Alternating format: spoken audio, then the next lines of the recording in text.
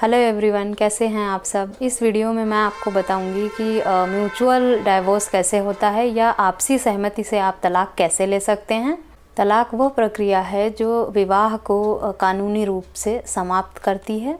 आपसी सहमति से तलाक तभी संभव है जब दोनों पक्ष अपनी सहमति से, रजामंदी से, खुशी खुशी एक दूसरे से अलग होना चाहते हों।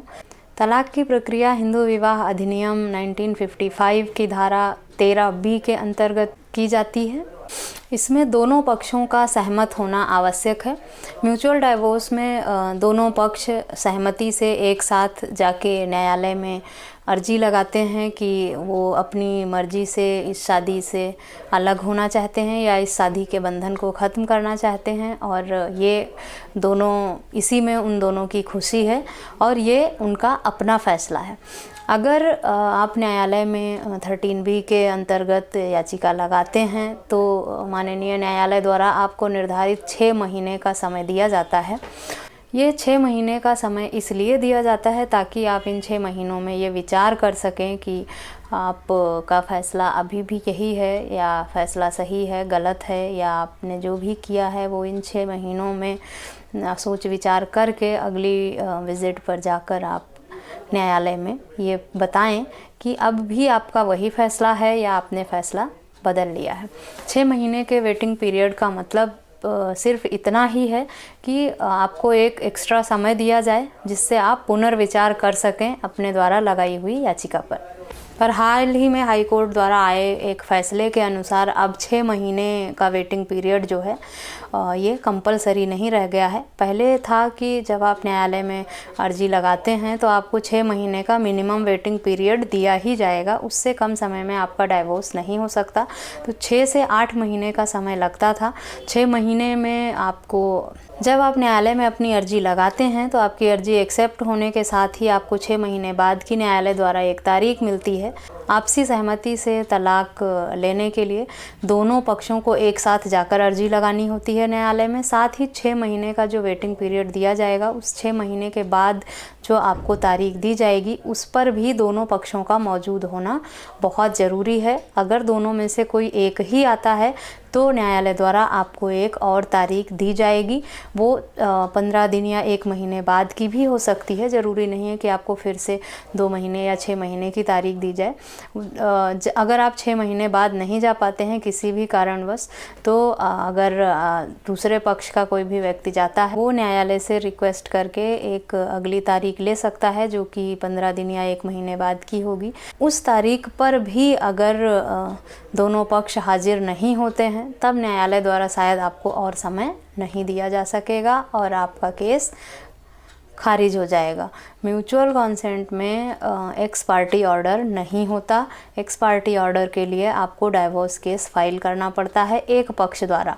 म्यूचुअल कॉन्सेंट आपसी सहमति में दोनों पक्ष केस एक साथ जाके लगाते हैं और उसके फैसले, उसकी सभी तारीख से लेके अंत के फैसले तक दोनों पक्षों का मौजूद होना आवश्यक है। सिर्फ एक पक्ष के जाने से न्यायालय फैसला नहीं देती है। चाहे आप म्यूचुअल डाइवोर्स ही फाइल करने जा रहे हों, आपसी सहमति से ही जा रहे हों, आपसी सहमति से भी तलाक लेने के लिए कम से कम वाइफ हस्बैंड एक साथ 1 साल तक एक दूसरे के साथ रहे हुए हों, साथ ही साथ 6 महीने से अधिक समय से एक दूसरे से अलग रह रहे हों, तभी म्यूचुअल डाइवोर्स फाइल किया जा सकता है। अब सवाल उठता है कि क्या म्यूचुअल डाइवोर्स खुद फाइल किया जा सकता है। कोई भी व्यक्ति आपसी सहमति से जाके न्यायालय में अपना डाइवोर्स फाइल कर सकता है। वाइफ हस्बैंड दोनों या मैरिड कपल जाके न्यायालय के समक्ष केस फाइल कर सकते हैं अपनी आपसी सहमति से अलग होने का। जी नहीं, ऐसा नहीं है। कोई भी हो, चाहे डाइवोर्स का हो, चाहे घरेलू हिंसा का हो, चाहे दहेज उत्पीड़न का हो या म्यूचुअल डाइवोर्स हो, एक अधिवक्ता का होना, वकील का होना अति आवश्यक है, क्योंकि आपको ये नहीं पता कि क्या क्या चीज़ें आपको उसमें मेंशन करनी है, क्या नहीं मेंशन करना है, क्या क्या किन बातों का ध्यान रखना है और किस तरह से ड्राफ्ट करने हैं पेपर को। इसलिए वकील का होना आवश्यक है। आप खुद न्यायालय में डाइवोर्स केस नहीं लगा सकते हैं, चाहे आप जितने भी पढ़े लिखे और समझदार क्यों ना हो, क्योंकि न्यायालय की प्रक्रिया और लीगल लैंग्वेज आम इंसान के समझ से बाहर है। वो एक वकील ही अच्छी तरह समझ सकता है और वही उस काम को अच्छे तरीके से कर सकता है। अब सवाल ये उठता है कि म्यूचुअल डाइवोर्स के फ़ायदे क्या हैं। एक तो आपके एफ़र्ट्स कम लगते हैं, आप लोग म्यूचुअली जाके माननीय न्यायालय में अर्जी लगाते हैं और 1, 2 या 3 तारीख मिलने के बाद ही आपको फ़ैसला मिल जाता है। दुनिया भर के लड़ाई झगड़े से बचते हैं, साथ ही आपके एफ़र्ट्स कम लगते हैं, आपके पैसे बचते हैं और न्यायालय का भी समय बचता है, क्योंकि न्यायालय के पास पहले से ही बहुत सारे केस हैं जिन पे सुनवाई करना टलता रहता है, समय नहीं मिल पाता या आगे खींचते जाते हैं। तो मेरी तरफ से तो यही सलाह है कि अगर आपको डाइवोर्स लेना ही है तो आप म्यूचुअल डाइवोर्स ही ले लें। दोनों लोग आपसी सहमति से, आपका भी समय बचेगा, पैसे भी बचेंगे और आप बेवजह के एफ़र्ट से भी बच जाएंगे। म्यूचुअल डाइवोर्स में भी क्या पति द्वारा पत्नी को मेंटेनेंस दिया जाता है, ये आप दोनों के म्यूचुअल अंडरस्टैंडिंग पे डिपेंड करता है कि आपने अपनी वाइफ को या आपकी वाइफ ने आपसे कुछ मांगा है या नहीं। वो पेपर में आपको मेंशन करना पड़ेगा। जब आप फाइल करेंगे डाइवोर्स, उसमें ये लिखना होगा कि आप ना तो अभी अगर आप कुछ नहीं लेना चाहती हैं, अगर आपकी वाइफ कुछ नहीं लेना चाहती या आप कुछ नहीं देना चाहते, तो वो सब आपको साफ साफ अपने डाइवोर्स के जो फाइलिंग पेपर हैं उसमें लिख देना होगा कि हमने इतना इतना देने का फ़ैसला किया है। और आपकी वाइफ की तरफ से ये होगा कि वो इस बात से एग्री करती हैं और भविष्य में वो फिर कोई और क्लेम नहीं करेंगी कि उनको डाइवोर्स हो जाने के बाद एक बार कि अब मुझे मेंटेनेंस चाहिए और अब मुझे ये इतना चाहिए 20 लाख रुपए 30 लाख, क्योंकि एक बार तो फिर बाद में उस पर कोई सुनवाई नहीं होती है कि वाइफ चाहे उसे एग्री करना पड़ता है एफिडेविट पे कि भाई जो भी बातें लिखी गई हैं वो सब सच हैं और वो उन सारी बातों से एग्री करती है, उसके बाद ही फैसला सुनाया जाता है।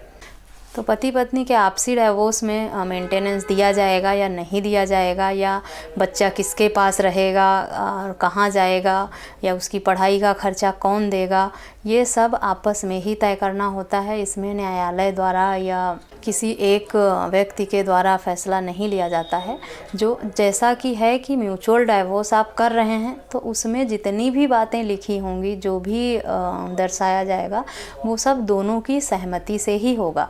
अगर आप दोनों इस बात पे राज़ी हैं कि आपकी वाइफ को कोई मेंटेनेंस नहीं चाहिए, वो आपसे कुछ भी नहीं लेंगी, सिर्फ वो अलग होना चाहती हैं, इस शादी को ख़त्म करना चाहती हैं, तो आप उस डॉक्यूमेंट में यही लिखेंगे कि कुछ भी नहीं देना है। अगर कुछ देना है, आप 5, 10 लाख 20 लाख कुछ देना चाहते हैं अपने बच्चे के लिए या अपनी वाइफ के लिए, तो वो भी लिखा जाएगा। और अगर अब म्यूचुअल डाइवोर्स में भी अगर आपका बच्चा है तो वो किसके पास रहेगा, किसके पास नहीं रहेगा, कितने ईयर्स तक रहेगा, बाद में फादर के पास जाएगा या मदर के पास ही हमेशा रहेगा, ये सारी चीज़ें आप लोग दोनों मिलकर ही डिसाइड करते हैं और ये सारी बातें साफ साफ डाइवोर्स पेपर में लिखी जाती हैं।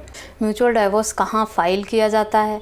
अपने जिला न्यायालय के फैमिली कोर्ट में आप म्यूचुअल डाइवोर्स फाइल कर सकते हैं।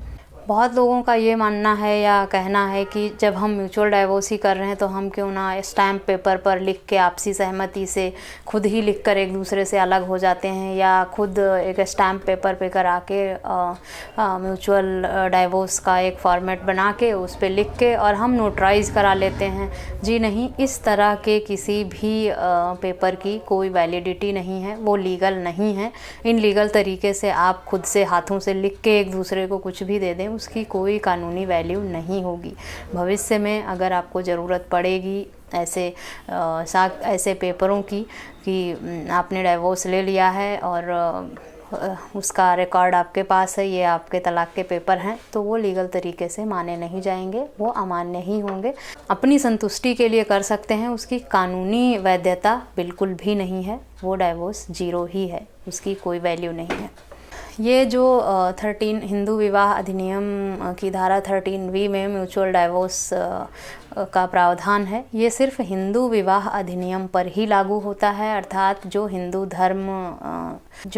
धर्म से लोग बिलोंग करते हैं उन्हीं पर ये लागू होता है। और क्रिश्चियन या मुस्लिम वर्ग के लिए अलग से कानून बनाए गए हैं, उन पर ये कानून लागू नहीं होता। म्यूचुअल डाइवोर्स का पेपर एक बार फाइल करने के बाद आप अपनी याचिका पे विचार कर सकते हैं, इसीलिए आपको 6 महीने का वेटिंग पीरियड भी दिया जाता है।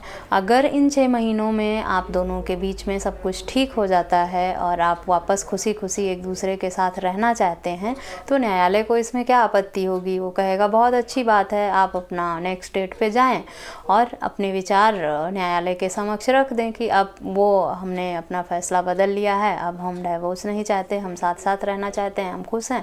आपकी याचिका खारिज हो जाएगी। अगर आप दोनों की अंडरस्टैंडिंग अच्छी है और न्यायालय द्वारा दिए गए 6 महीने के बाद की तारीख पर आप लोग खुशी खुशी दोनों एक साथ जाके और न्यायालय में ये कह देते हैं कि भाई अब भी हमारा फैसला वही है और हमें और तारीख या समय ना दिया जाए, हमें पुनर्विचार नहीं करना, जो भी हमने कहा था हम आज भी उस पर तैयार हैं और सहमत हैं, और अब हमें और बार बार यहाँ आके अपना समय और एफर्ट ख़राब नहीं करना है और अब हम अलग होना चाहते हैं, कृपया हमारी सुनवाई आज ही ख़त्म की जाए। तो न्यायालय अगर आपकी बातों से सहमत है तो हो सकता है 6 महीने बाद आपको अगली तारीख ही ना मिले, 6 महीने पर ही आपका डाइवोर्स हो जाए। पर किसी कारणवश अगर दोनों पक्ष नहीं जा पाते हैं, एक पक्ष ही जाता है न्यायालय में, तो फिर आपको 1 महीने का और समय दिया जाता है। सेकेंड टाइम भी कुछ रीज़न की वजह से अगर दोनों लोग उपस्थित नहीं हो पाए या न्यायालय को लगता है कि आपसे बातचीत दोनों पक्षों का बयान सुनने के बाद अगर न्यायालय को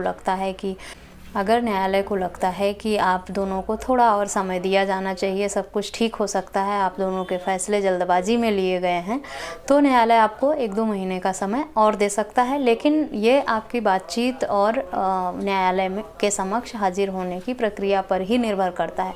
अगर 6 महीने बाद आप लोग खुशी खुशी जाके न्यायालय के सामने अपना पक्ष उसी तरीके से रखते हैं जैसा आपने पेपरों में लिखा है, तो आपको 6 महीने में निश्चित ही तलाक मिल जाएगा।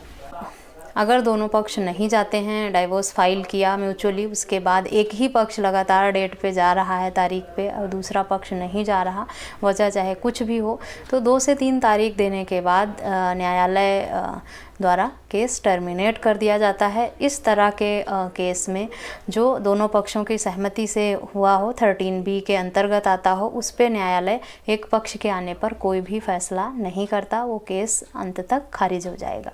तो ये हैं म्यूचुअल डाइवोर्स से संबंधित कुछ जानकारी जो मैंने आप लोगों के साथ साझा करने का प्रयास किया है। यदि इस मामले से संबंधित या कोई भी अन्य लीगल जानकारी आप चाहते हैं तो कृपया मुझे ईमेल या व्हाट्सएप करें। मेरा व्हाट्सएप नंबर और ईमेल आईडी मैं अपने डिस्क्रिप्शन बॉक्स में दे दूंगी, साथ ही साथ मैं इस वीडियो में भी अपना नंबर दे दूंगी, जिससे आप संपर्क कर सकते हैं मुझसे और अधिक जानकारी ले सकते हैं। अगर कानून से संबंधित अगर आपको मेरी वीडियो पसंद आई है तो कृपया सब्सक्राइब करें और लोगों के साथ शेयर करें। साथ ही साथ मेरी वेबसाइट a2zkanun.com पर विज़िट करें और अधिक लीगल जानकारी के लिए। इस वीडियो में बस इतना ही, मिलते हैं नेक्स्ट वीडियो में, तब तक के लिए थैंक यू एंड बाय।